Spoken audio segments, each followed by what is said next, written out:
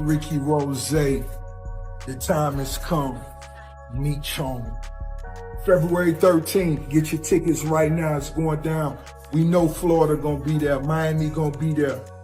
The legend himself gonna be in the building, making history. Meech, who else coming? The whole nation. Detroit, St. Louis, California, everybody. Atlanta, Georgia, ATL, stand up. Woo. We're gonna make history. Get your tickets right now. That guy, I don't think there's a bad guy. No, yes it is. That Vlad, let's talk about it. I think Meech is the one that made a mistake. No, No? You think 50? no, Lil Meech. no. Who am I forgetting now?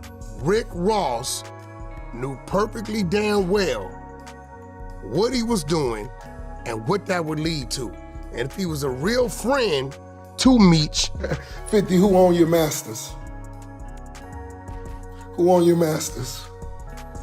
I buy your masters. You better shut up. I will buy your masters. Rick Ross may have used Big Meech as a pawn in what looks like a $120 million strategy. Now, 50 Cent is openly mocking the whole situation. The wild part?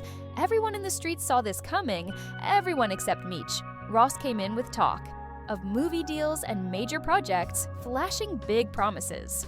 But in the end, he left Meech and his son looking financially stuck while he continued living large in luxury homes.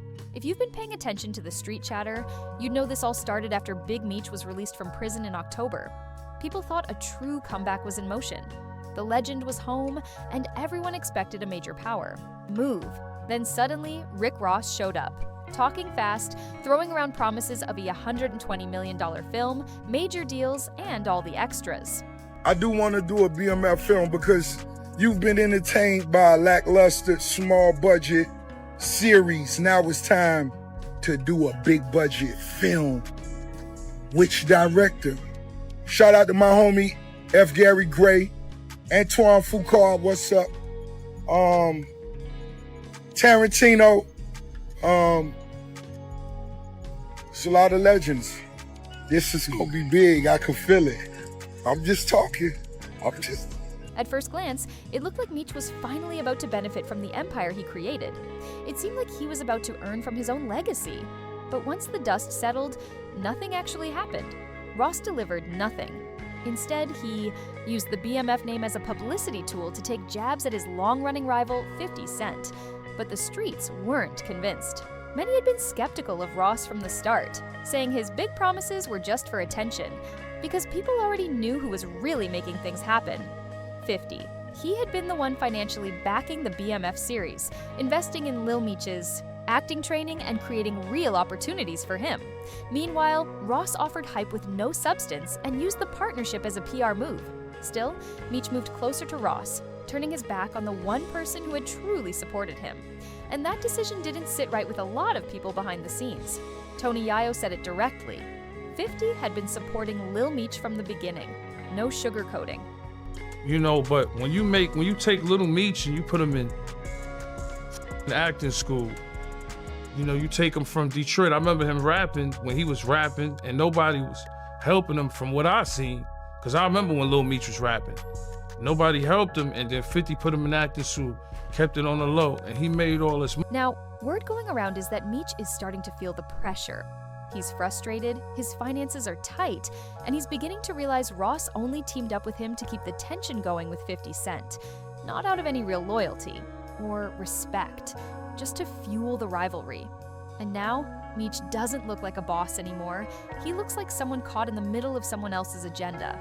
Instead of elevating his position, he's been placed in the crossfire. That's when 50 Cent decided he'd had enough of keeping quiet and pulled a classic move straight from his trolling playbook. Reports claim Ross told Lil Meech to pass along his father's address, just to send some Wingstop wings. But that wings comment wasn't just for laughs. It carried a deeper message.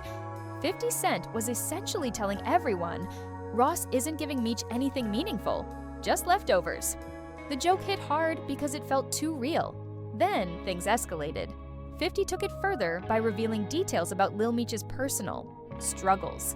He alleged that he personally had to send Lil Meech to rehab, said the young actor was showing up to set intoxicated, even vomiting during a weapons test, unable to maintain control. Next came the story about the whippets found in his car. 50 even joked that he had to Google what they were. Through it all, 50 positioned himself as the responsible figure, the one trying to guide Lil Meech, while Ross, and even Big Meech, were enabling behaviors that were clearly harmful. He painted himself as the one providing structure, while the others stood by. And despite that, Lil Meech still chose to align himself with Ross, showing up in clubs and staying close.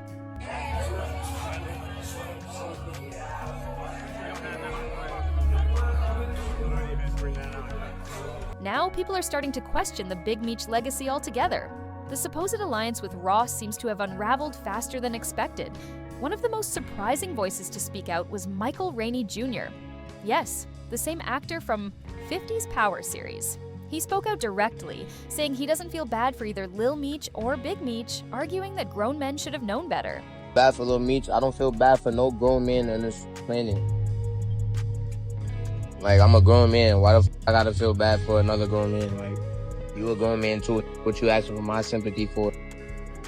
You be alright. That clip spread quickly, and reports suggest 50 backed it fully, co-signing Rainey's comments and reinforcing the idea that the Meech camp was appearing weak. And if you look at Ross's track record, this isn't entirely unexpected. Allegedly, something similar happened with his own crew in Canada. He reportedly left his team behind during a fight, only to return later claiming it was a test of loyalty. Harsh, but that seems to be Ross's approach. People have been saying he's been operating like this from the start.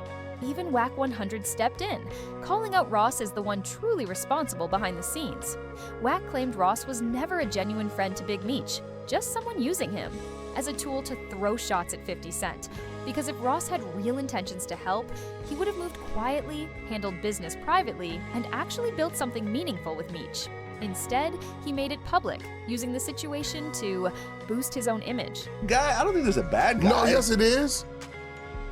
That Vlad, let's talk about it. I think Meech is the one that made a mistake. No, No? You think 50? no, Lil Meech. no. Who am I forgetting now? Rick Ross knew perfectly damn well what he was doing and what that would lead to.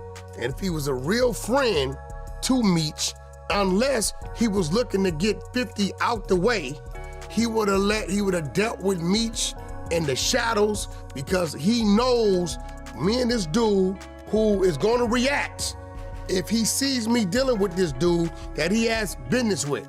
And there was a lot of business left to be done, right?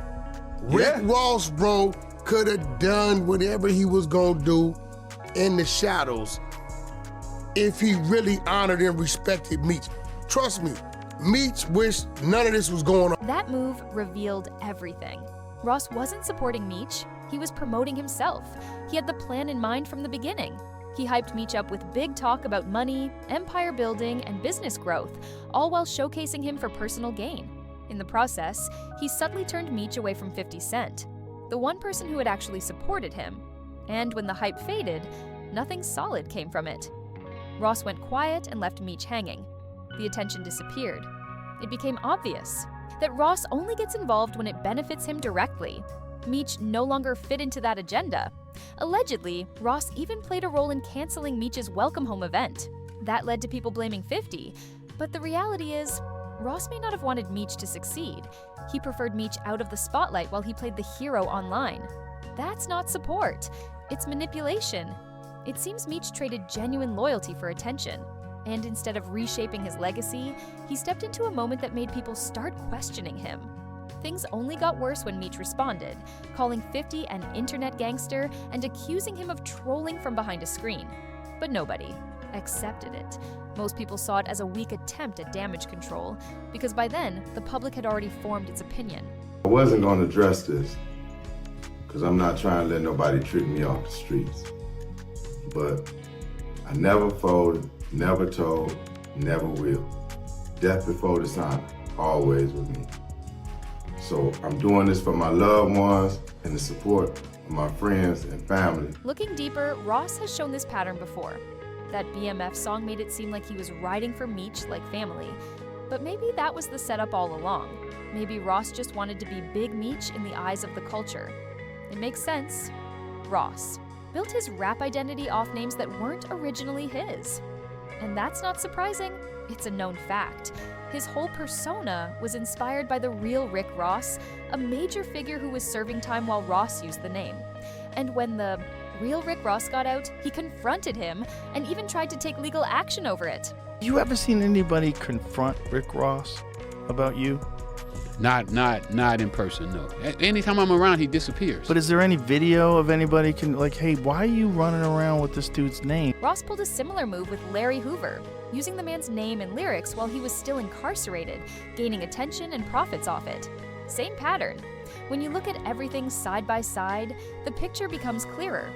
Ross has been benefiting from other people's legacies for years, and now, reportedly, he's doing the same with Meech. Honestly, individuals like that are difficult to trust. So it's no surprise 50 Cent has said from the beginning that he never respected Ross on a personal level. Is there anything about Ross and his career that you have any respect for? No, there's nothing there. I never wanted to work with him. Naturally, the online reaction has been strong. One user called Ross a complete fraud. Another said, Ross really did him dirty. So now the question remains, was Ross just playing his hand strategically, or did he genuinely abandon Big? Meech? Was Meech's loyalty simply misplaced, or was he used for visibility?